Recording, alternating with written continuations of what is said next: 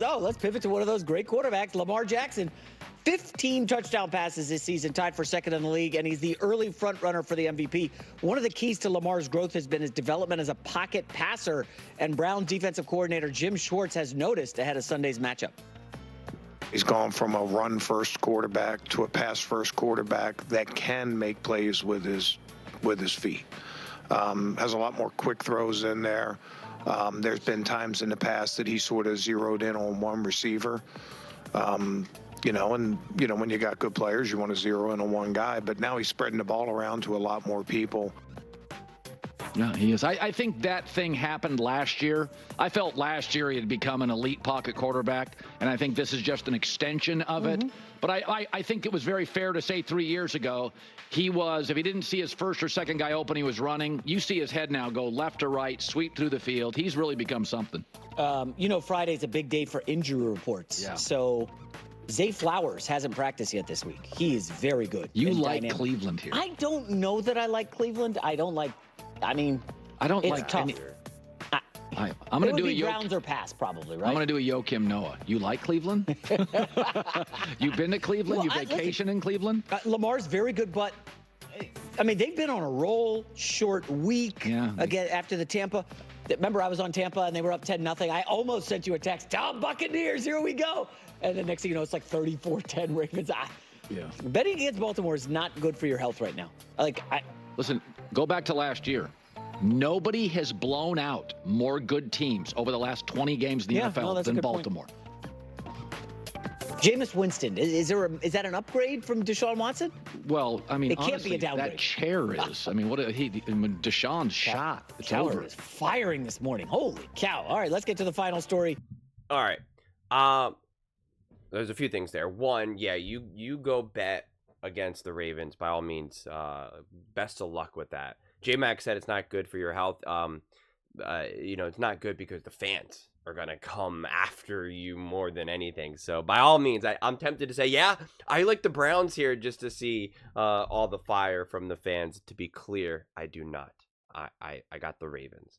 I want to be very clear about that. Although I do think Jameis Winston will be an upgrade, and the Browns team will probably be significantly better. So I don't think it would be fair to look at the Browns as awful as they have been in weeks past, because they've just gotten nothing out of their offense. Nothing. And that's going to just hurt your team, both obviously offensively, but also defensively as well. So, but I think it's pretty cool what Jim Schwartz said about on Lamar. He's gone from a run-first QB to a pass-first QB, and I'm sure a lot of Lamar fans are going to be like, he was never a run-first QB, but I do think that that's accurate, and I do think that is the important evolution and trajectory for Lamar Jackson, right? Like, that is what you need to be able to do, and that's what really makes someone like Lamar Jackson so special and shows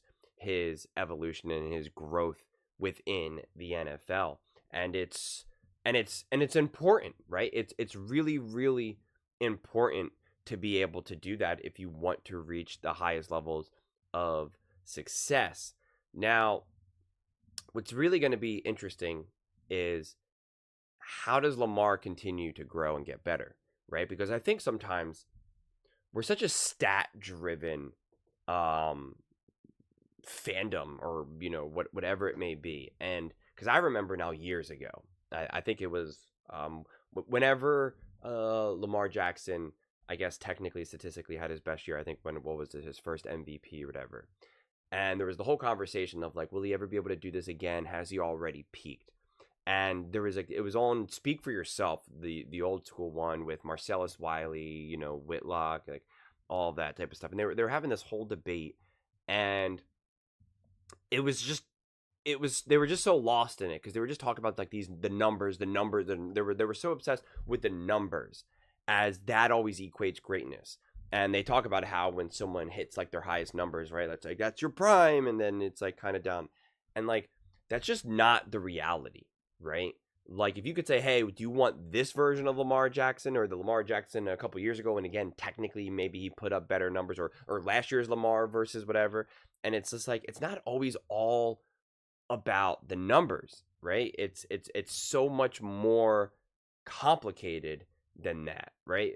Tom Brady, Patrick Mahomes, they've won Super Bowls in years that they were probably statistically inferior to years that they were statistically superior, right? So that's not what it's all about. And that is why also being like a pocket passer, right? And understanding a lot of these things matters so much, because at the end of the day, it does get boiled down to, can you get the job done when it matters? Can you make the throw when it matters, right? And that is something that Patrick Mahomes does. Now, there's a difference if you're constantly coughing the ball up or you're a detriment to your team, but you're still making the play when it matters. Like, that is an interesting conundrum, quite frankly. But because it's like, I think about this a lot. Like, if the first 3 quarters you throw like 8 interceptions, but in the fourth quarter you throw 9 touchdowns, like, and you end up winning the game, like, is it still a positive gain, right? Like, it is an interesting thought experiment, obviously an extreme one. But if you are just good throughout a game, but then play great, elite when it matters, when it truly matters, when it's a gotta have it third down, gotta have it fourth down, whatever it may be, right? That's where that type of growth does not show up in the box score, right? It just doesn't. And so that's now what Lamar Jackson's probably truly next level will be even more. It's not to say that he's not doing that now, but I think that's like his like one more level that he has. And then it's like, okay, he's just 100% complete. There's there's no, he can't get any higher. He's already achieved greatness. And I've already said this before, right? It's like, you give Lamar a couple Super Bowls and people will be having the discussion, is he the GOAT?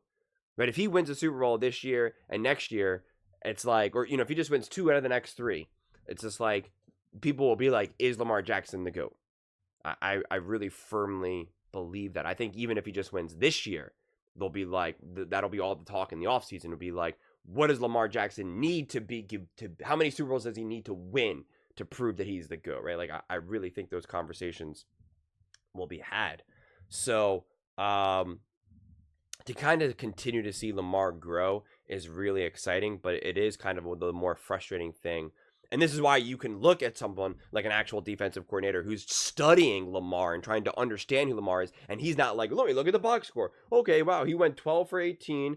He rushed for 75 yards. Okay, I know who Lamar is now. Like, no, he's actually watching the film, studying him, learning him, right? All of that. So, his perspective is going to be so much more deeper than just what his stats looked like in his MVP season, right? Like, so it's just really, really interesting to see this this continued evolution of Lamar. And like I said, it'll be interesting to see him even continue to grow and just how deadly that can be. Because think of someone who, because I actually just talked about this in a previous video about being a game breaker, game changer, and a game manager, and how all the greats become great. They all become elite game managers as well as game breakers. And Lamar has that, but it's just such an interesting idea to think about how you can be a game manager with your arms and your legs, right? With your arm and your legs. And to me, that's such a fascinating perspective. We've seen that to a degree with Lamar, but we haven't seen it at that next level. We haven't seen his peak legs with his peak arm and peak, up here with game management skills. And if you get all 3 of those together, I just think like it's just going to be so deadly, because we already know he's a game breaker to the next degree, right? Like, arguably probably the greatest game breaker ever. So when you combine all of this together, it's just like, it's just got the potential to be just scary, right? Like, just truly, truly scary. So I'm excited to kind of continue to watch this unfold for sure. But those are just my thoughts. I'd absolutely love to hear yours. What do you guys all think about Lamar Jackson? The whole idea of him being a run first QB to a pass first QB, the evolution of his game, his his ability to throw now? Let me know in the comments below. I read every single comment, so whether you agree with me or disagree with me, either way, let's get in some discussions, let's get in some fights, but ultimately, let's just have some fun. And please do consider subscribing. We are building an amazing community here, and I'd absolutely love to see you part of it. I want to build something that we all genuinely feel connected to, something that we're really excited to be part of. I think we're well on our way to doing it. And please don't forget to give this video a thumbs up, as it really does help with the visibility and the algorithm. Thank you so much. See you next time.